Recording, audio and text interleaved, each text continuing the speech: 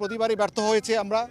এবার আমরা সবাই মিলে এবার সম্মিলিতভাবে যৌথভাবে আমাদের পুলিশের সঙ্গে বাংলাদেশ সেনাবাহিনী, বিজিবি, র্যাপিড অ্যাকশন ব্যাটালিয়ন আর জেলা প্রশাসন তো রয়েছেই। জেলা প্রশাসনের বিরাট একটি অংশ যারা ওনারা ম্যাজিস্ট্রেট প্রোভাইড করেছেন আমাদেরকে, সবাই মিলে আমরা এবার আশা সফল হয়েছি বলে আমরা মনে করছি। এবং এই জায়গার উপর আমাদের পূর্ণ অধিকার প্রতিষ্ঠিত হয়েছে।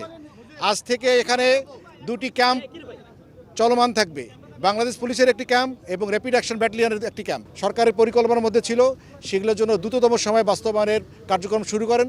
তা না হলে এই জায়গাটার উপর নিয়ন্ত্রণ প্রতিষ্ঠা করা আমাদের জন্য কঠিন হয়ে যাবে। আমরা পুরো নিয়ন্ত্রণে আছে। এটা অনেক বড় জায়গা, আপনার কত বড় জায়গা আপনারা কল্পনা করতে পারবেন না, কত বড় জায়গা। বডি আটক আছে, বডি আটক আমাদের মতো প্রায় 15 জনের মতো এখন পর্যন্ত জানা আছে, কিন্তু সব তথ্য এখন যেহেতু এখন পর্যন্ত এসে পৌঁছায় নাই, আমরা পুরোপুরি বলতে পারছি না। কিছু সংখ্যককে আমরা পাইনি, এটাও ঠিক। বিভিন্নভাবে তারা হয়তো জেনে যেতে পারে, কোনোভাবে হয়তো তল্লাশি চলমান রয়েছে। তবে আমরা এখন পর্যন্ত কাকে পেয়েছি আমরা বুঝতে পারবো না। বাট আমরা এই তল্লাশি কার্যক্রম শেষ হলে পুরো বাকি কথা বলতে পারবো। না, আমরা তল্লাশি কোথাও কোনো বাধাগ্রস্ত